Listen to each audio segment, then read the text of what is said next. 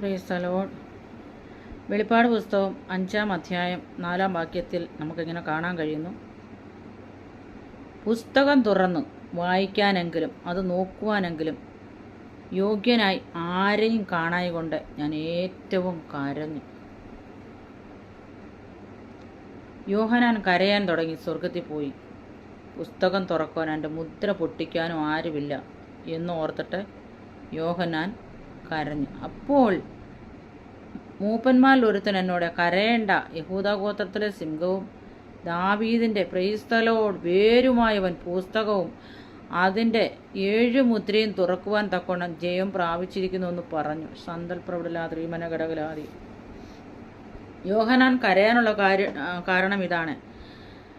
പുസ്തകം തുറപ്പാൻ യോഗ്യനായി ആരെയും കാണാതെ കൊണ്ട് കരഞ്ഞു. അപ്പോൾ ഒരു പുരുഷനെ കണ്ടെത്തിയില്ലെങ്കിൽ ഇതാരാണ് ന്യായവിധിക്ക് ഹേതുവായി, അല്ലെങ്കിൽ ന്യായം വിധിക്കാൻ ആരുമില്ലല്ലോ, അനുഗ്രഹിക്കാൻ ആരുമില്ലല്ലോ, ദൈവിക ഉദ്ദേശം നിറവേറുകയില്ലല്ലോ എന്നൊക്കെ വിചാരിച്ചാണ് ഈ യോഹന്നാൻ കരയുവാനിടയായത്.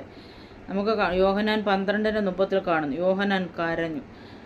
ആരെങ്കിലും കരയുന്ന വ്യക്തിയാണ് എന്നെ കേൾക്കുന്നത്. ഇടമനഘടകലാതി. ഏത് വിഷയത്തിന്മേൽ നീ കരഞ്ഞു ഭാരപ്പെടുന്നോ, ഈ വിഷയത്തിന്മേൽ എനിക്ക് വിടുതലല്ലോ, ഈ വിഷയത്തിന്മേൽ അധ്യക്ഷൻ വഹിക്കാൻ ആരുമല്ലോ, ഇതിനെ ചുമതലയേൽക്കാൻ ആരുമില്ലല്ലോ എന്ന് കരയുന്ന ഏതു വ്യക്തിയാണ് എന്നെ കേൾക്കുന്നതെങ്കിൽ ഇടമനഘടകലാതി കക്ഷക്കടകല സന്തൽപ്രവിടലാതി റീമനഘടകലാതി കക്ഷക്കടകലാതി. നിനക്ക് മറുപടി ഉണ്ട് ദൈവജനമേ, നിനക്ക് മറുപടി ഉണ്ട് ദൈവ പൈതലേ. അപ്പോൾ മൂപ്പന്മാരിൽ ഒരുത്തൻ എന്നോട്, കരയേണ്ട, യഹൂദാ ഗോത്രത്തിലെ സിംഹവും ദാവീദിൻ്റെ സ്തോത്രം പ്രൈസ് ദി ലോർഡ് വേരുമായവൻ ആമേൻ പുസ്തകവും അതിൻ്റെ 7 മുദ്രയും തുറക്കുവാൻ തക്കോണം ജയം പ്രാപിച്ചു. അപ്പം ജയം പ്രാപിച്ച ജയശാലിയായ ഒരു കർത്താവ് ഇന്ന് നിൻ്റെ കൂടെ ഉണ്ട്. ഏത് വിഷയത്തിൽ നീ കരഞ്ഞു പ്രാർത്ഥിക്കുന്നോ ആ വിഷയത്തിന്മേൽ വിടുതലല്ലോ.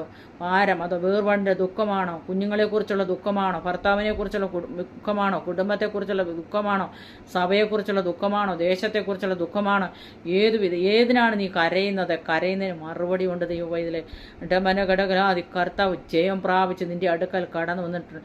മകളെ, മകനെ എന്ന് വിളിക്കുന്നവരുടെ ശബ്ദം കേൾക്കുവാൻ നീ റെഡിയാണെങ്കിൽ, തയ്യാറാണെങ്കിൽ, ദൈവം നിന്നെ മാനിച്ചനുഗ്രഹിക്കുന്ന ദൈവമാണെന്ന് ഇന്ന് രാത്രികാലം ദൈവാത്മാവിനെ ദൂത് വിളിച്ചു പറയട്ടെ. ഇടമനഘടകലാതി കക്ഷക്കടകല സന്തൽക്കടകലാതി. ലോകത്തെ ന്യായം വിധിക്കുവാൻ ആരുമില്ല. ഇടമനകട ലോകത്തെ അനുഗ്രഹിപ്പാൻ ആരുമില്ല, അല്ലെങ്കിൽ ന്യായം വിധിപ്പാൻ, ജനത്തെ അനുഗ്രഹിപ്പാൻ ആരുമില്ല. ദൈവിക ഉദ്ദേശം നിറവേറത്തില്ലല്ലോ എന്ന് ഓർത്താണ് യോഹന്നാൻ കരയുന്നതെങ്കിൽ ഇടമനഘടകലാതി യഹൂദാ ഗോത്രത്തിലെ സിംഹവും ദാവീദിൻ്റെ വേരും ആയ കർത്താവ് ജയം പ്രാപിച്ചിരിക്കുന്നു. അവൻ ലോകത്തെ ക്രിസ്തുവിനെ ഒരു സിംഹമായി അവിടെ